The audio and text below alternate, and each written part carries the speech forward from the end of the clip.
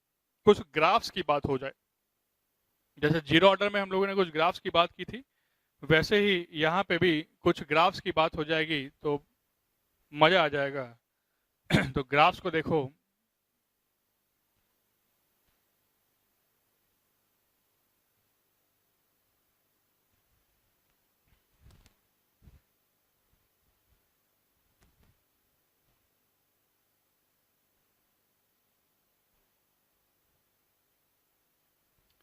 Graphs बहुत ही important है, इसलिए ग्राफ्स को एकदम याद भी कर लेना बेटा, क्योंकि ग्राफिकल क्वेश्चंस बहुत आते हैं आजकल। पहले कम आते थे, पहले जो है फॉर्मूला बेस्ड क्वेश्चन होते थे ज़्यादा, लेकिन आजकल ऐसा मैं पैटर्न देख रहा हूँ एग्जाम्स वगैरह का कि आजकल जो है ग्राफिकल क्वेश्चंस बहुत आ रहे हैं, तो इसीलिए ग्राफ को थोड़ा अच्छे से देख लेना। तो बात करते हैं ग्राफ्स में। सबसे जो पहला नंबर ग्राफ है वो है कि रेट वर्सेस कंसंट्रेशन कर्व। जैसे मैंने ए का कंसंट्रेशन बोला, तो इसका ग्राफ कैसा आएगा ये मैं तुम लोगों से थोड़ा सा जानना चाह रहा हूं कि इसको बताओ,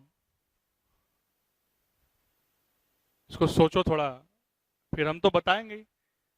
भाई ऑनलाइन क्लास में सब कुछ करना हमें ही है, क्वेश्चन लिखना भी हमें है, सॉल्व करना भी हमें है, पढ़ाना भी हमें है, सब कुछ हमें ही है। वो आई नो कि एट लास्ट तो चलो मैं कर ही दूंगा, लेकिन भाई साथ में अगर तुम थोड़ा दिमाग लगाओगे ना और फिर जब मैं बनाऊंगा तो वो जो कॉन्फिडेंस तुम्हें आएगा कि नहीं जो सर करने वाले थे वो मुझको पहले से ही मतलब पता था, तो उस कॉन्फिडेंस की वैल्यू कुछ अलग ही होगी बेटा। इसलिए मैं बोलता हूँ कि थोड़ा सा सोचा करो। मैं तो सॉल्व करूंगा ही, ऑनलाइन में यही होता ही है कि ऑनलाइन में सब कुछ जो है एक एक स्टेप वाइज एकदम जैसा क्लास में जनरली बच्चे चाहते हैं, तो ऑनलाइन में क्योंकि वीडियो प्लेटफॉर्म पे डालना होता है तो जनरली टीचर्स जो है कि वीडियो एक एक से बेकार से सही बच्चा सभी जो भी करे, जो बहुत इंटेलिजेंट होगा वो थोड़ा सा हाई स्पीड में लेक्चर को देख लेगा, ये होता है। तो उसमें सही से लेक्चर जाए तो करना टीचर को पड़ता ही है, लेकिन तुम साथ में क्या कर सकते हो, दिमाग तेज कैसे होगा? अगर सब कुछ मैं कर दूंगा तो दिमाग तुम्हारा नहीं तेज होगा, हमारा ही दिमाग तेज होगा जो ऑलरेडी थोड़ा बहुत है तेज, तुम लोग को पता है, ठीक है। तुम लोगों से बात छूटी हुई नहीं है कि तुम लोग कुछ भी करते तो तुरंत पकड़ लेते हैं, है ना। तो थोड़ा दिमाग तुम चलाओगे तो हमें बड़ा मजा आएगा, क्योंकि दिमाग तुम्हारा तेज बनेगा तभी तुम्हारा जेई या नीट निकलेगा, अदरवाइज तो हमें दोबारा थोड़ी ना आईटी निकालना, निकाल दिया हमने अपने टाइम पे आईटी, है ना। अब तो अलग तैयारी कर रहे हैं हम भी। तो दूसरा जो कर्व है वो कर्व है log 80 वर्सेस टी। कर्व क्यों मैं तुमको सोचने के लिए बोल रहा हूँ, क्योंकि भाई मैथ से इसमें और लीनियर इक्वेशंस हैं, तो तुम लोग स्लोप फॉर्म, ये फॉर्म, वो फॉर्म, फलाना देना, बहुत ढेर सारे तुम लोग स्ट्रेट लाइन के इक्वेशंस का फॉर्म जानते हो, तो उसको कर्व पे तुम लोग अप्लाई तो कर सकते हो। इतना तो मैं कम से कम एक्सपेक्ट कर सकता हूँ बेटा तुम लोगों से, है ना। तीसरा है कि अगर ln80 की जगह मतलब नेचुरल लॉग 80 की जगह वो बेस 10 वाला लॉग दे देता है,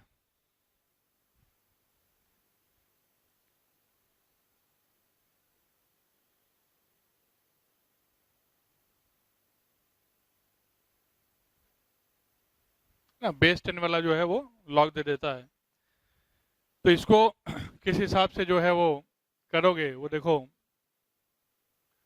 आई होप अभी तक तुमने थोड़ा बहुत तो सोच ही लिया होगा। अब देखो कि तुमने जो सोचा था क्या वो सच में सही है या तुमने कुछ गलती कर दी, या सही होगा तो तुम्हारा जिस भी बच्चों ने सोच लिया उनका देखो कॉन्फिडेंस लेवल कहाँ बूस्ट कर गया होगा।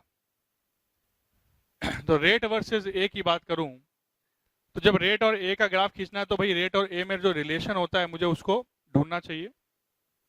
तो मुझे पता है R it is equal to K into A. अब आर इज इक्वल टू अगर के इंटू ए है, ये रेट कांस्टेंट है, ए जो है ये तो कंसंट्रेशन है, तो दिख रहा है कि डायरेक्टली प्रोपोर्शनल हो रहा है बेटा एकदम। It is like y is equal to m x. सोचो ये तुम्हारा वाई एक्सिस है, ये तुम्हारा एक्स एक्सिस है, और के जो है ये स्लोप है एम। तो y is equal to m x, एकदम स्ट्रेट लाइन कर्व आ रहा है विद द स्लोप इज के। तो इस तरीके से कर्व आ रहा है। तो ये अगर थीटा है तो स्लोप हो गया कि टेन थीटा, मतलब कि के।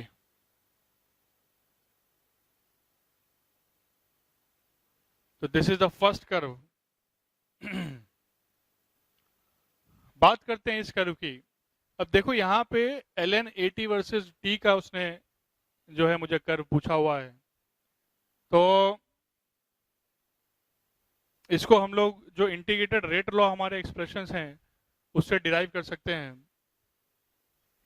तो ln a0 by 80 it is equal to kt। ये जस्ट नाउ हम लोगों ने फर्स्ट ऑर्डर काइनेटिक्स का रेट एक्सप्रेशन देखा था इंटीग्रेटेड वाला।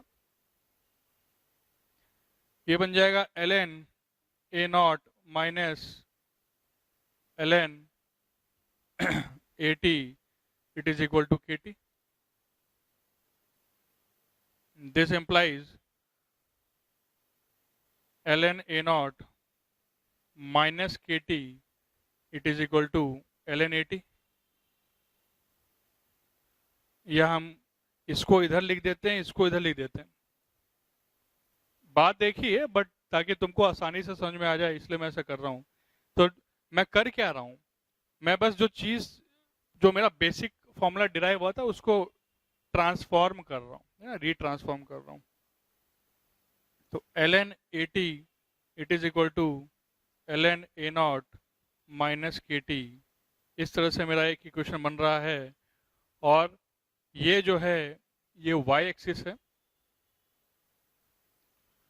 t जो है ये x एक्सिस है, ln a0 मेरा c है, और माइनस के जो है ये मेरा स्लोप है m। तो y it is equal to m x plus c type का कर्व क्या तुमको दिखाई दे रहा है बेटा कि नहीं दे रहा? मतलब it is a straight line curve. और अगर ये एक स्ट्रेट लाइन कर्व है तो तुम सोचो कि ये कैसा होगा। अगर ये स्ट्रेट लाइन कर्व है तो इंटरसेप्ट है उसका ln a0। तो इंटरसेप्ट यहाँ पे कहीं पे हम बना देता हूँ, ये है इंटरसेप्ट, इसकी वैल्यू है ln a0। और उसके बाद स्लोप है माइनस के, मतलब डिक्रीजिंग स्लोप है, और डिक्रीजिंग स्लोप से इस तरह से आप ऐसा फर्दर जा सकते हो। तो slope it is equal to minus k which is equal to tan theta, अगर ये एंगल थीटा का आपको दिख रहा है तो।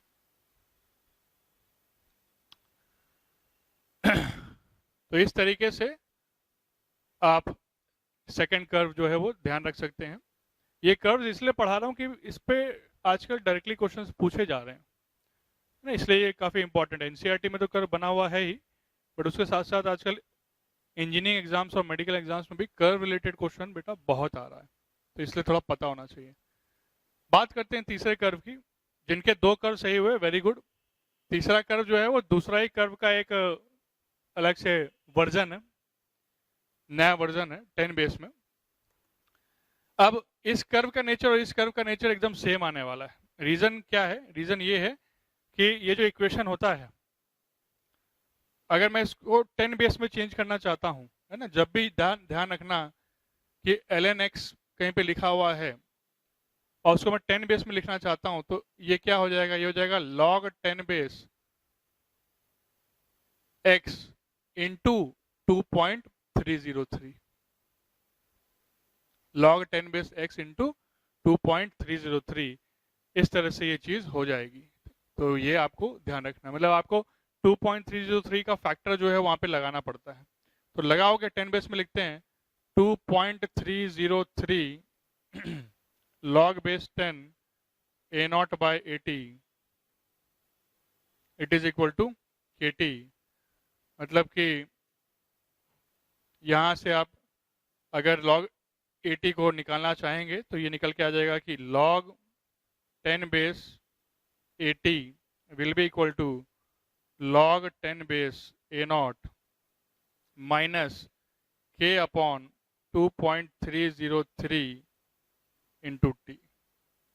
देख लो ध्यान से भाई, ये तो डिवाइड में चला जाएगा, उधर लेके चलेगा और बाकी ये सब्ट्रैक्ट में आएगा। तो इस तरह से आप सोच सकते हो। तो ये हो गया तुम्हारा y एक्सिस, t हो गया तुम्हारा x एक्सिस, ये जो पूरा फैक्टर हो गया ये हो गया तुम्हारा स्लोप m, और ये जो चीज़ है ये हो गया तुम्हारा c। तो again y is equal to mx plus c type का कर्व जो है वो तो आ रहा है। और किस तरह से आ रहा है कि फिर से ये y इंटरसेप्ट है और ये डिक्रीज कर रहा है। सो this is your log 10 base a not है। और स्लोप की अगर बात करें, है ना, ये तो थीटा एंगल मान लो कि है, तो स्लोप हो गया tan थीटा। तो स्लोप इज इक्वल टू यहाँ पे क्या है, minus k by 2.303 it is equal to tan theta. इस तरह से हो रहा है। तो बस डिफरेंस क्या तीसरे कर्व में निकला, तीसरे कर्व में बेटा डिफरेंस यही निकला कि उसका स्लोप जो है वो माइनस के की जगह माइनस के अपॉन 2.303 का एक फैक्टर, क्योंकि जब भी हम लोग नेचुरल लॉग और 10 बेस लॉग में कन्वर्जन की बात करते हैं तो 2.303 का जो फैक्टर है वो मल्टीप्लाई या डिवाइड करना पड़ सकता है, डिपेंडिंग अपॉन कि आप लॉग से 10 बेस लॉग से नेचुरल लॉग पे जा रहे हैं या नेचुरल लॉग से 10 बेस लॉग पे जा रहे हैं। इसके बाद कुछ और कर्व्स की बात करते हैं, बट उसके पहले उनके इक्वेशंस को देख लेंगे, तब उन कर्व्स की हम लोग जो है वो बात करेंगे।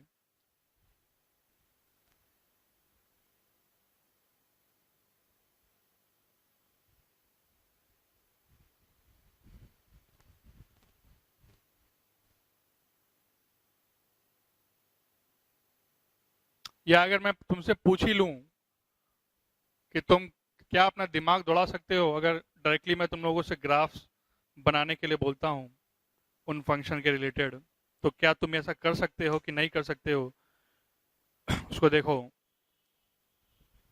जैसे अगर मैं तुमसे बोलूं कि भाई concentration of A versus at any time T मुझे अगर देखना है, तो कंसंट्रेशन वर्सेस टाइम अगर तुमसे पूछ लिया तो उसका ग्राफ कैसे आएगा, क्या तुम ये सोच सकते हो? है ना, इसको देखते हैं। तो देखो, तुम्हारे पास इक्वेशन है ln a naught by 80 is equal to KT। तो तुम यहां से क्या लिख सकते हो भाई, ये तो लॉग के टर्म में किया हुआ है, मुझे तो वहां पे लॉग नहीं दिख रहा, मुझे वहां पे क्या चाहिए, वाई एक्सिस पे 80 चाहिए। तो अगर 80 चाहिए मुझे, तो 80 की वैल्यू अगर यहाँ से मैं डिराइव कर लूँ और तब मैं ग्राफ को टाइम के रेस्पेक्ट में कुछ बना सकता हूँ। तो देखो कि ये क्या हो जाएगा, मैं एंटी लॉग ले लेता हूँ बेटा। एंटी लॉग लोगे तो ये हो जाएगा a naught by 80 it is equal to KT। This implies 80 की वैल्यू क्या हो जाएगी, KT नहीं सॉरी, एंटी लॉग लिया है तो इधर से लॉग हट जाएगा और ये e की पावर KT हो जाएगा ना, e की पावर KT। तो दिस एम्प्लाइज 80 की वैल्यू क्या हो जाएगी, 80 will be equal to a naught e की पावर माइनस KT।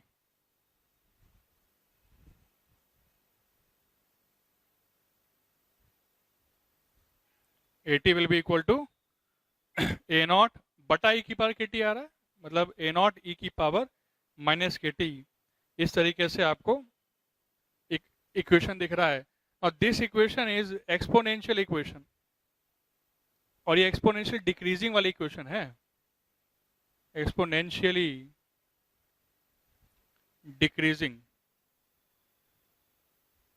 इक्वेशन।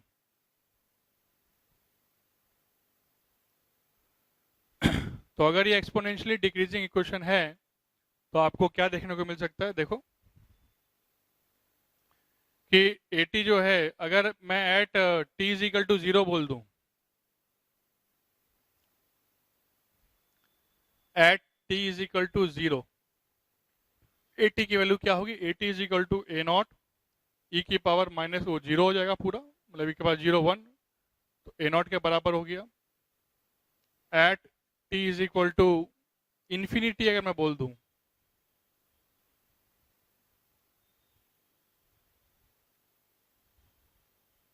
तो AT की वैल्यू क्या हो जाएगी, AT will be equal to a naught e की पावर माइनस इन्फिनिटी, मतलब कि a नॉट बटा e की पावर इन्फिनिटी, मतलब बहुत ज्यादा वैल्यू से आप डिवाइड मार रहे हो a नॉट को, तो this will be tending to क्या, 0।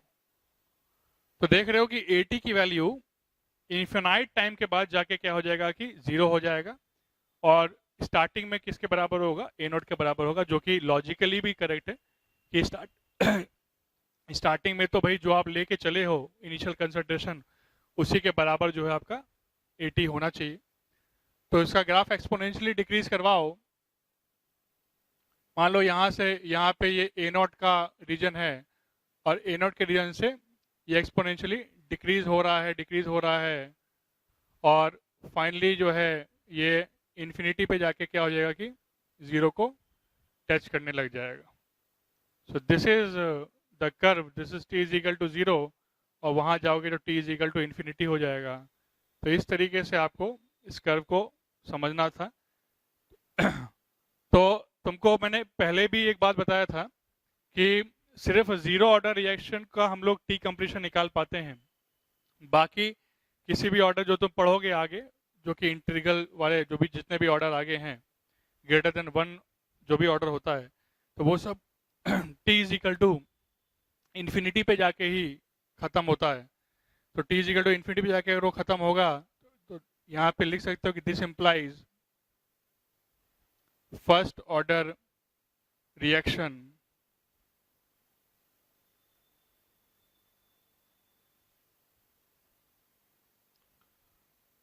does not go on to completion.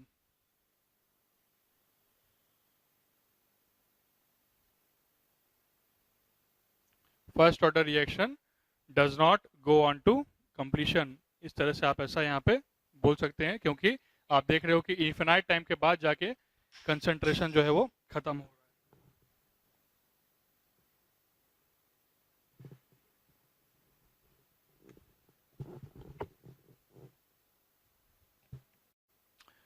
Next हम लोग बात करते हैं कि अमाउंट डिसोसिएशन की यहाँ पे किस तरह से बात करी जा सकती है बेटा। तो सबसे पहले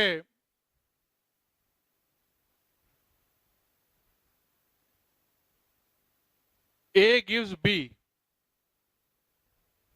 T इज इक्वल टू 0 पे ये है A, ये है 0, T is equal to T पे ये A माइनस एक्स है, ये है X। अमाउंट डिसोसिएशन का मतलब क्या है, अमाउंट डिसोसिएशन का मतलब है कि कितना अमाउंट चला गया। तो कितना चला गया, X चला गया, तो आपको X की वैल्यू जो है वो पता करनी है कि वो टाइम के रेस्पेक्ट में X कैसे कैसे जो है वो मैनेज होगा। अभी आपने देखा कि t is equal to infinity पे जाके ऐसा होगा कि जो है ये 0 को टेंड कर जाएगा, खत्म हो जाएगा A, और अगर ये 0 को टेंड कर गया तो B कितना बन गया, B पूरा A मोल्स बन जाएगा। तो देखो AT की वैल्यू तुम लाए थे, AT it is equal to A naught e की power minus KT, AT is equal to A naught e की पावर माइनस KT।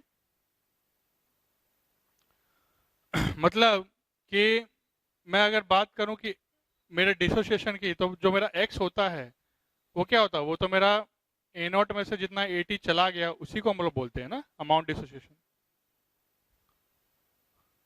भाई इनिशियल में से अभी जो प्रेजेंट है उसको अगर तुम घटा दोगे तो तुमको क्या मिलेगा, तुमको मिलेगा अमाउंट डिसोसिएशन, अमाउंट डिसोसिएटेड, जितना अमाउंट टूट के चला गया, ए नॉट माइनस एटी। तो ये क्या हो जाएगा, ये हो जाएगा कि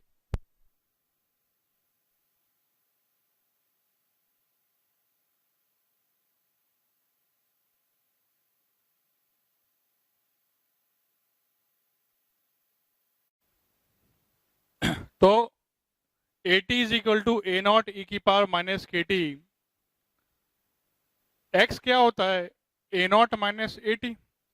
भाई इनिशियल जितना था उसमें से जितना भी प्रेजेंट है उसको अगर घटाओगे तो तुमको क्या मिलेगा, जो चला गया वही ना मिलेगा। तो वही तो होता है हमारा एक्स अमाउंट डिसोसिएटेड। तो ए नॉट माइनस ए टी का जो डिफरेंस है वो एक्स होता है। तो ए नॉट को ए नॉट रहने देता हूँ, ए टी को ए नॉट के फॉर्म में लिख देते हैं। तो ए नॉट ई की पावर माइनस के टी ऐसा लिखा सकता है, मतलब एक्स की जो वैल्यू है वो है कि a naught into 1 minus e की पावर माइनस के टी। तो ये अमाउंट डिसोसिएटेड का फॉर्मूला है।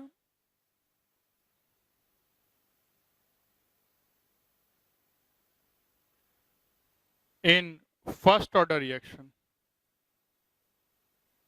इस बात का ध्यान रहे। अभी जो फर्स्ट ऑर्डर रिएक्शन है, अमाउंट डिसोसिएशन का फॉर्मूला तुम्हारे पास आ चुका है, इससे भी हम लोग एक ग्राफ बना सकते हैं।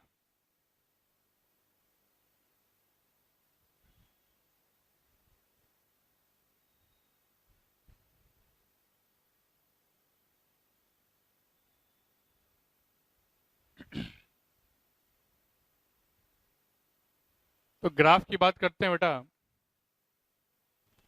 तो अगर ग्राफ नंबर आई थिंक 5 अगर इस तरह से है,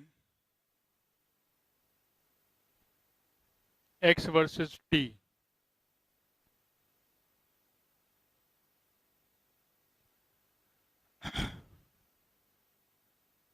अब ग्राफ अगर तुम देखोगे तो ये आ रहा है कि x it is equal to A naught e की पावर, सॉरी 1 माइनस ई की पावर माइनस के टी। ये कैसा ग्राफ है, ये एक्सपोनेंशियली इंक्रीजिंग ग्राफ है।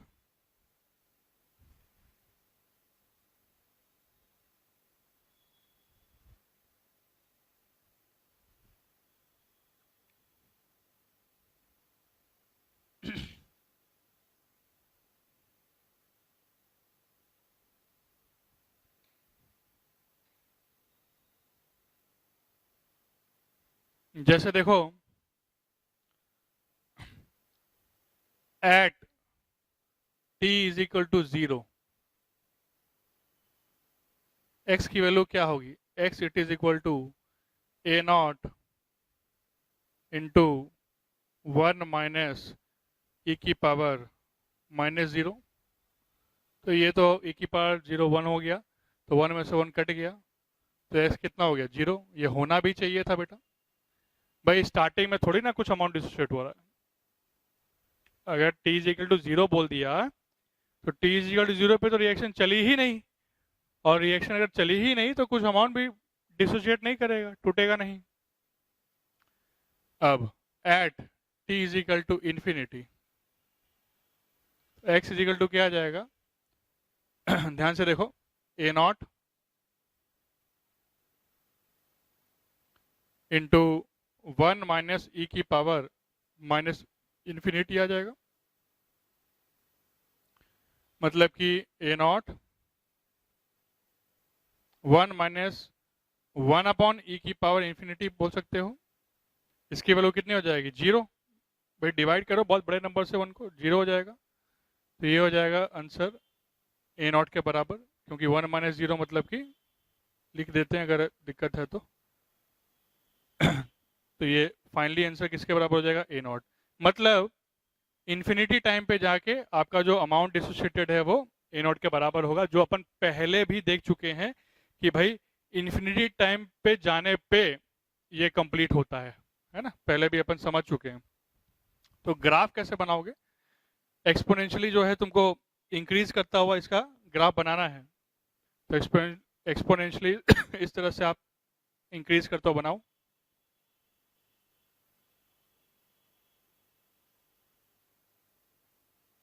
इस तरह से इसका graph t is equal to 0 से उठ के t is equal to infinity पे जो है वो इस लेवल को टच करेगा। ये लेवल क्या है? ए नॉट का लेवल। तो ये बातें हो गई कुछ ग्राफ रिलेटेड बातें। तो 5 टाइप के आपको मैंने ग्राफ दिखाए फर्स्ट ऑर्डर रिएक्शन के। नेक्स्ट अब हम लोग फिर से थोड़ा सा थ्योरेटिकल पोर्शन में जा रहे हैं, जैसे हाफ टाइम निकालना, T3/4 निकालना, है ना, उन सब चीज़ों को भी थोड़ा सा यहाँ पे हम लोग ऑब्जर्व करने जा रहे हैं। आई होप ग्राफ जो है वो तुमको क्लियर हो गया होगा।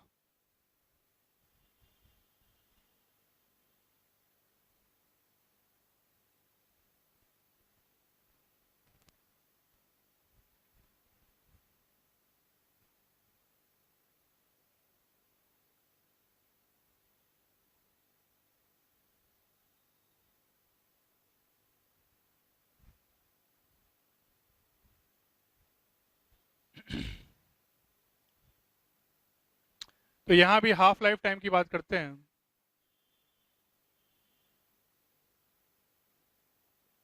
मतलब टी हाफ की बात करते हैं बेटा, या T50%। तो हाफ लाइफ टाइम जो है पहले भी हम लोग देख चुके हैं कि it is a time at which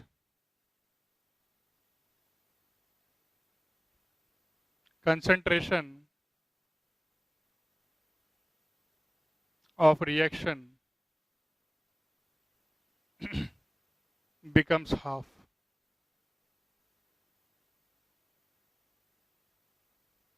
है ना। रिएक्शन या फिर रिएक्टेंट, रिएक्टेंट लिखने में ज़्यादा मीनिंगफुल बन रहा है, रिएक्टेंट बिकम्स हाफ। तो फिर से इक्वेशन से जाएंगे, टी हाफ को ड्राइव करेंगे। देखो हमारे पास इक्वेशन क्या है, we have the equation ln A0/AT it is equal to KT। इस तरह से इक्वेशन है मेरे पास। At t is equal to T half, AT कितना हो जाएगा? AT हो जाएगा A0/2। तो यहां से क्या आ गया? यहां से आ गया कि ln A0/A0/2 it is equal to K into T half, which means A0 से A0 कैंसिल हो जाएगा, तो ln 2/K it is equal to T half। तो T half का जो फॉर्मूला होता है वो होता है ln 2/K, और ln मतलब नेचुरल लॉग 2, और नेचुरल लॉग 2 की वैल्यू कितनी है? ये हो जाएगा 2.303 इंटू लॉग 10⁻², और लॉग 10⁻² की वैल्यू होती है 0.3010। तो मल्टीप्लाई करोगे तो ये हो जाएगा 0.693। तो इस तरीके से हाफ लाइफ टाइम की जो वैल्यू है वो हो गया 0.693/K।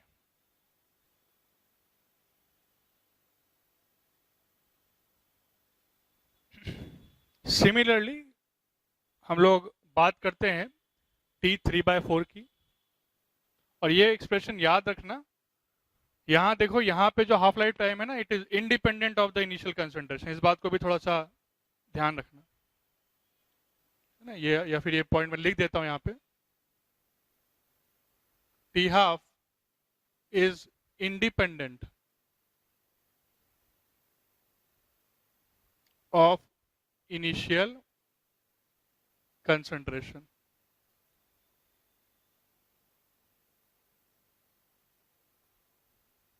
T half is independent of initial concentration.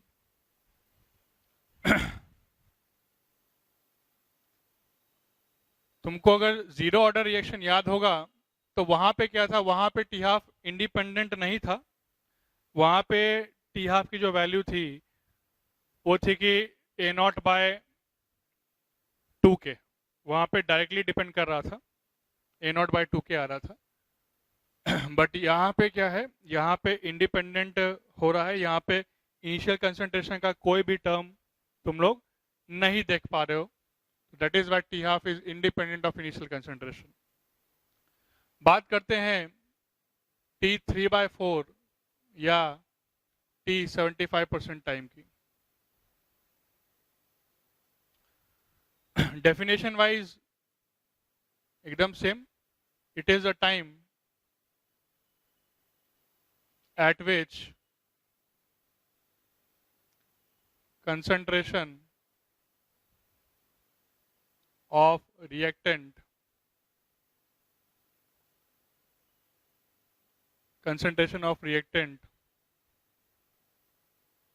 reduces to 75% या reduces by 75%, है ना, कम हो जाता है, reduces by 75% या consumed 75%। तो इसकी बात करते हैं।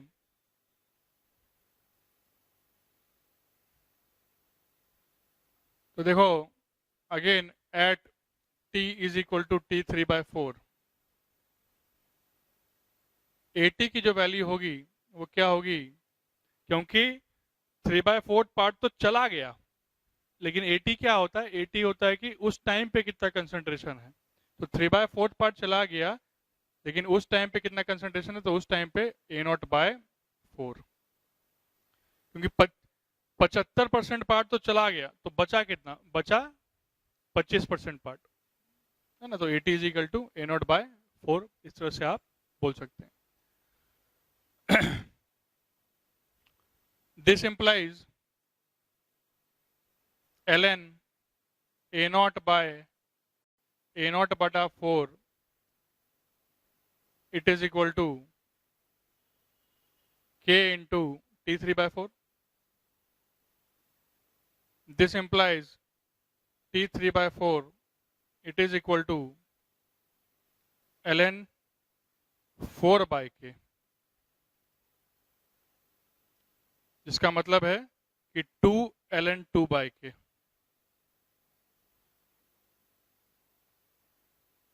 ln 2 था 0.693, तो उसको आप 2 से मल्टीप्लाई करोगे तो 1.3 कुछ बन जाएगा, 86/k। तो T3/4 का तुम्हारे पास फॉर्मूला आ गया कि ट्वाइस ऑफ ln 2/k, है ना। इस तरह से आप इसको जनरलाइज कर सकते हो, या ln 4/k।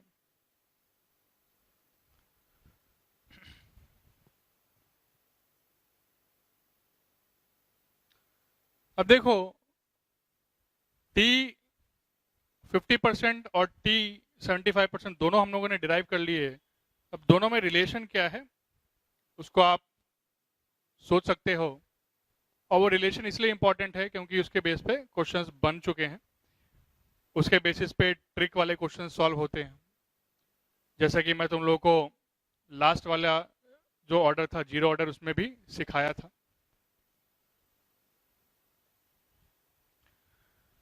तो ये T3/4 जो निकाले हैं, इसका हम लोग यूज करने जा रहे हैं। अगर मैं लिख दूं कि relation between T3/4 and T1/2,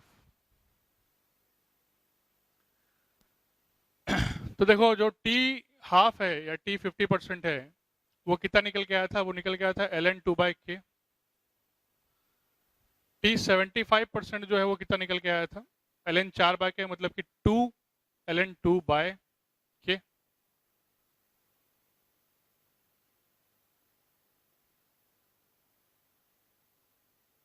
this implies T75% साफ दिखाई दे रहा है, ln 2/k तो क्या है, ये मेरा T50% है, तो T75% it is equal to 2 into T50%, मतलब कि T3/4 जो होता है वो ट्वाइस होता है T हाफ का, किसमें? फॉर फर्स्ट ऑर्डर रिएक्शन में। This is for first order reaction. I hope it is clear now. तो ये रिलेशन को याद रखना। तुमको अगर जीरो ऑर्डर का याद होगा, जीरो ऑर्डर में ये जो सेम रिलेशन था वो इस तरह से था कि 1.5 टाइम्स आया था T हाफ का, वहां पे जो T75% था वो 3/2 टाइम्स आया था, मतलब 1.5 डेढ़ गुना आया था। और फर्स्ट ऑर्डर में कितना गुना आया है? दुगना आया है। तो ये कुछ कुछ चीजें हैं जिसको लेके आप जब क्वेश्चंस वगैरह सॉल्व करोगे तो काफी आपको जल्दी क्वेश्चन सॉल्व हो जाएगा। तो ये सब चीजों को थोड़ा याद कर लो कि जीरो ऑर्डर में क्या होता है, फर्स्ट ऑर्डर में क्या होता है। जैसे मैंने बोला, हर एक ऑर्डर के लिए आपको अलग अलग फॉर्मूला जो है वो देखना पड़ेगा, अलग अलग फॉर्मूला अप्लाई करना पड़ेगा। तो जीरो ऑर्डर में 1.5 टाइम्स आया था और फर्स्ट ऑर्डर में कितना आया है? 2 टाइम्स आया है। अब एक चीज और, जब जीरो ऑर्डर में हमने अमाउंट डिसोसिएशन की बात की थी तो वो सेम नहीं आया था बेटा। तो वो जब टाइम सेम होगा तभी सेम आया था, ऐसे सेम नहीं आएगा। यहां पे हम अमाउंट डिसोसिएशन को लेके क्या कुछ बोल सकते हैं क्या? तुम्हारा जो फॉर जीरो ऑर्डर में बोलूं तो फॉर जीरो ऑर्डर तो जब हम बात किए तो वहां पे x was directly proportional to t,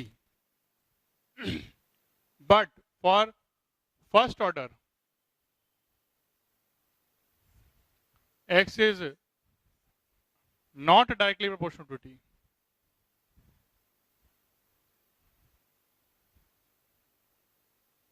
है ना, ऐसा मैं लिख सकता हूं। तो आप किस चीज को रिलेट कर सकते हैं अमाउंट डिसोसिएशन में? तो उसके लिए हम लोग एक टर्म यूज करते हैं, percentage dissociation.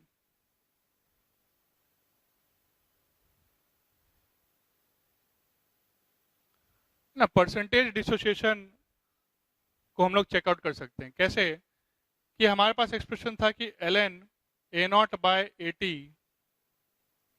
it is equal to KT if A0 is equal to 100, AT will be equal to some 100 minus x. तो x is nothing but percentage dissociation. ऐसा क्यों? क्योंकि भाई जब भी चीजें 100 से कुछ निकलती है तो परसेंटेज का ही एक फॉर्मेट है 100। तो 100 में से मान लिया कि 10 निकल गया तो मतलब 10% चला गया, तो परसेंटेज डिसोसिएशन चला गया। तो अगर हम ऐसा लिखें कि ln 100/100 माइनस x, तो x यहाँ पे परसेंटेज डिसोसिएशन को रिप्रेजेंट कर रहा है, it is equal to KT। तो यहाँ तुम देख सकते हो कि यहाँ पे अगर ये सब चीजें बाकी सब सेम ही है तो यहाँ ऐसा बोल सकते हैं कि if t is same then percentage dissociation is same.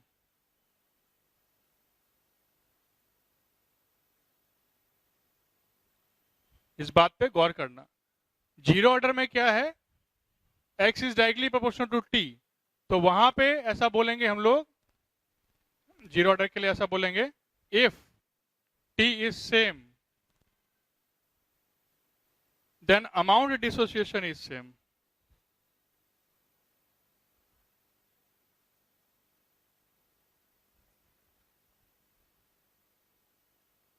But यही चीज हम लोग फर्स्ट ऑर्डर में नहीं बोल पाएंगे क्योंकि वहां पे तो डायरेक्टली लीनियर जो है वो फंक्शन नहीं है उसका, तो हम लोग फर्स्ट ऑर्डर में ऐसा नहीं बोल पाएंगे। तो फर्स्ट ऑर्डर में क्या बोल पाएंगे? फर्स्ट ऑर्डर में फॉर्मूले में लगा के अगर हम लोग t को वेरी वगैरह करवाएं तो दिख रहा है कि बस x है टर्म जो कि चेंज हो सकता है, बाकी सब तो कांस्टेंट दिख रहे हैं। अगर कंसंट्रेशन नीचे वाला 100 ले लिया तो x मेरा क्या बन जाएगा? x बन जाएगा परसेंटेज डिसोसिएशन। तो यहाँ पे अगर टाइम सेम होगा तो अमाउंट डिसोसिएशन सेम नहीं होता है, यहाँ पे परसेंटेज डिसोसिएशन सेम होता है। तुमको ये बात थोड़ा सा माइंड में अपने बिठा लेनी है। और इस परसेंटेज डिसोसिएशन से भी हम लोग क्या कर सकते हैं, हम लोग इस परसेंटेज डिसोसिएशन से भी जितने भी टाइम हम लोग निकाले हैं T50%, T75%, उसको हम लोग डिराइव कर सकते हैं। देखो कैसे।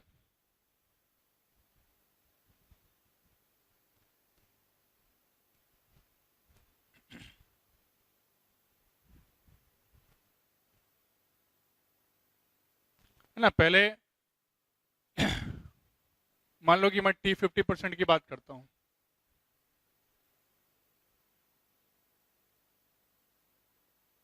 तो जो T50% है, इसका मतलब क्या है कि मेरा जो परसेंटेज डिसोसिएशन है वो कितना है, 50। तो लिखो ln 100/100 minus 50 it is equal to k into T50%। This implies ln 100/50 it is equal to k into T50%। This implies ln 2/k it is equal to T50%। एकदम सेम आंसर जो कि normally जब हम निकाल रहे थे तो भी आ रहा था ln 2/k, है ना, मतलब 0.693/k। और इसी तरीके से हम लोग T75% भी निकालेंगे तो वहां भी तुम देखोगे कि ln 4/k जैसे आया था, तो यहाँ भी सेम चीज तुम्हें रिजल्ट मिलेगा। तो T75% को देखो। T75% का मतलब है कि परसेंटेज डिसोसिएशन जो है वो 75% हो रहा है, 75% चीजें चली गई। तो लिखो, इसको ब्रैकेट में कर लो ताकि कंफ्यूजिंग ना रहे। Similarly here also. तो natural log 100/100 minus 75 it is equal to k into T75।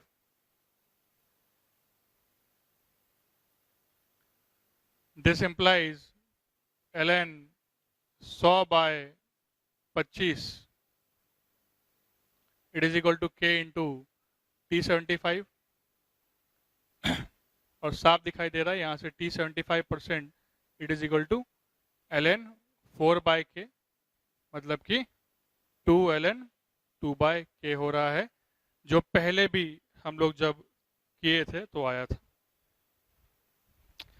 तो ये इस तरह से आपको क्वेश्चंस में अप्लाई करना होता है कि हम लोग जब जीरो ऑर्डर बोलते हैं फर्स्ट ऑर्डर बोलते हैं तो उसमें डिफरेंस क्या है। तो यहाँ पे जब टाइम सेम होगा तो परसेंटेज जो चेंज होगा वो सेम होगा डिसोसिएशन वाला, और वहां पे टाइम सेम होगा तो अमाउंट डिसोसिएशन ही उसमें सेम हो जाता है।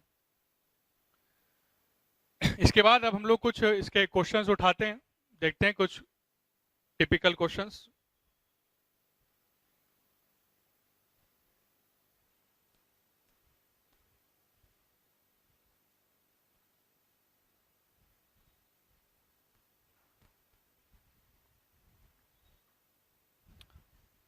क्वेश्चंस को देखो।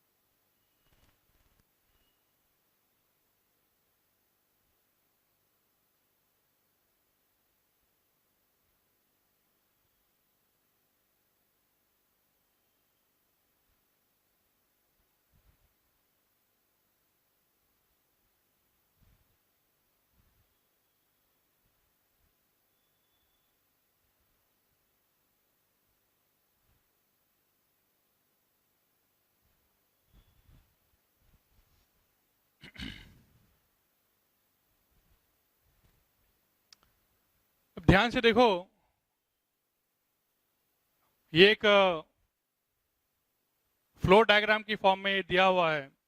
100 मोलर से 60 मोलर हो जाता है 10 सेकंड में, तो अगले 10 सेकंड में 60 मोलर से कितना मोलर हो जाएगा अगर ये जीरो ऑर्डर की रिएक्शन है और फर्स्ट ऑर्डर की रिएक्शन, मतलब एक्स की वैल्यू आपको बतानी है डिपेंडिंग अपॉन कि अगर आप ऑर्डर में कुछ चेंज ला रहे हो तो सबसे पहले बात करते हैं ए वाले पार्ट की ना, solution of A part.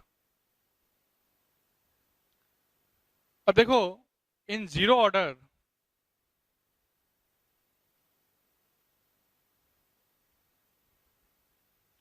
x is directly proportional to t, मतलब amount dissociation is directly proportional to t।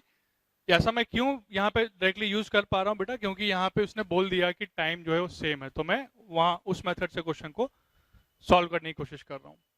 तो जब टाइम सेम है तो अमाउंट जो डिसोसिएशन होगा वो सेम होगा। तो अगर 100 से 10 सेकंड के बाद ऐसा है कि 60 हो जाता है, तो यहाँ पे x कितने का आया, यहाँ पे x आया 40 का। तो फिर से 10 सेकंड प्रोवाइड कर रहे हो तो फिर से x कितने का आएगा, 40 का ही आना चाहिए, मतलब ये 20 मोलर जो है इसका करेक्ट आंसर होगा अगर ये जीरो ऑर्डर है तो। क्योंकि अगर टाइम सेम होता है तो उसमें अमाउंट जो डिसोसिएशन होता है वो सेम हो जाता है। सिमिलरली सॉल्यूशन बी पे आ रहे हैं।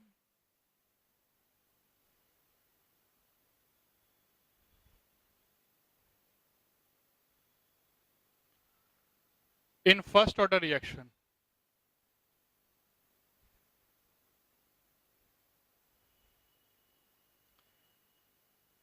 in first order reaction आप ऐसा बोल सकते हो कि अगर टाइम सेम है तो परसेंटेज डिसोसिएशन सेम है ना, तो ऐसा मैं बोल सकता हूँ percentage dissociation is proportional to time, ऐसा बोल सकता हूँ। तो 100 से 10 सेकंड गया तो ये 60 हो गया, तो यहाँ पे परसेंटेज डिसोसिएशन कितना है भाई, 100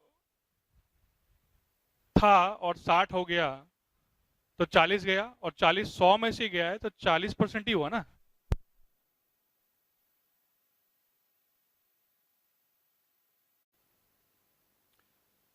तो जब फर्स्ट ऑर्डर की बात अगर आएगी बेटा, तो फर्स्ट ऑर्डर में तुमको ध्यान रखना है कि परसेंटेज एक्स जो है वो सेम होना चाहिए, परसेंटेज डिसोसिएशन सेम होना चाहिए। तो 100 में से 60 बचा हुआ है तो कितना चला गया, 40 चला गया, और 40 अगर चला गया तो 40 100 में से ही नहीं गया है, तो परसेंटेज कितना हुआ, कितना चला गया, 40% चला गया। तो परसेंटेज डिसोसिएशन की वैल्यू भी कितनी हो जाएगी, 40। अब फिर से वो बोल रहा है कि 10 सेकंड ही दे रहा हूं, तो जैसा मैंने बोला टाइम सेम रहेगा तो फर्स्ट ऑर्डर में परसेंटेज डिसोसिएशन भी सेम रहने वाला है। तो अगर 10 सेकंड दे रहा हूं तो टाइम सेम है तो परसेंटेज एक्स क्या हो जाएगा कि 40%, लेकिन 40% किसका, 40% जो इधर है कंसंट्रेशन उसका, तो इसका 40% निकालोगे तो कितना आएगा, ध्यान से देखो, इसका 40% निकालोगे तो 40% निकालोगे तो 24 आएगा, बट 24 आंसर नहीं है बेटा, ध्यान देना, 24 इज नॉट द आंसर। 24 तो वो अमाउंट है जो कि डिसोशिएट होगा, तुमको जो डिसोशिएट अमाउंट होना है वो नहीं निकालना है, तुमको तो कंसंट्रेशन निकालना है ये जो प्रेजेंट है, ठीक है। तो बिल्कुल परसेंटेज डिसोसिएशन जो है वो 24 अमाउंट आपको देगा कि निकल जाएगा, लेकिन यहाँ पे जो बचा हुआ होता है उसकी बात करते हैं। तो 24 तो जो है वो चला जाएगा, इसका मतलब क्या है कि -24 हो गया, यहाँ बचेगा कितना, 60 में से 24 घटाओ तो बचा कितना, 36, तो 36 molar is the correct answer. तो this is the correct answer. तो ये बेसिक डिफरेंस है जीरो ऑर्डर और फर्स्ट ऑर्डर में। ध्यान रहे कि जीरो ऑर्डर में अगर टाइम सेम है तो अमाउंट डिसोसिएशन सेम हो जाता है, लेकिन फर्स्ट ऑर्डर में अगर टाइम सेम है तो अमाउंट नहीं, परसेंटेज डिसोसिएशन सेम होता है, और उसके हिसाब से आपको आंसर अपना चलना पड़ता है। तो ये जो चेंज आया है ये तो टूटा कितना है, लेकिन हमें वहां पे पता कितना है ये करना था, कि वहां पे बचा कितना है उसको पता करना था। तो this is the first question of first order reaction. Next class में हम लोग फर्स्ट ऑर्डर रिएक्शंस के और भी क्वेश्चंस करेंगे और उसके बाद फिर बाकी ऑर्डर्स पे जाने की कोशिश करेंगे, like second order, nth order, है ना, उन सब की हम लोग बात करेंगे। तब तक के लिए इसको रिवाइज करो, इसको देख लो, इसको क्वेश्चन को आराम से समझ लो, प्रैक्टिस करो। और अगेन मैं बोल रहा हूँ, ये वाला जो टाइप में करा रहा हूँ ना क्वेश्चंस का, ये तुमको एनसीईआरटी या किसी बुक वगैरह में कम देखने को मिलेगा। तो बेटर है कि जो भी मैं पढ़ा रहा हूँ उसको बार बार देखो, रिवाइज करो। ये ट्रिक टाइप की चीजें हैं जो क्वेश्चंस को जल्दी सॉल्व करने में काम आएगा, तो तुम्हारा काफी टाइम बचेगा एग्जाम में। आज के लिए इतना ही। अगले लेक्चर में और क्वेश्चंस करेंगे और बाकी ऑर्डर की बात करेंगे।